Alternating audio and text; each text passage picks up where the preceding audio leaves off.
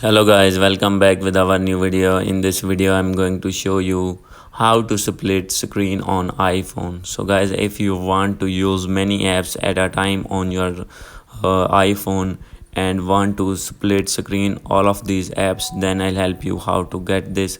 So let's start without wasting any time. So guys, simply first of all you need to open your settings, and guys after this you need to scroll it down and click on any app in which you want to use your split screen. So guys, after opening it, we can't find any option of split screen. So guys, simply you need to click on notifications, and now we also cannot see that option. So now I am going to open another app, so facing same issue. And guys after this you need to scroll up, and guys here you need to click on accessibility.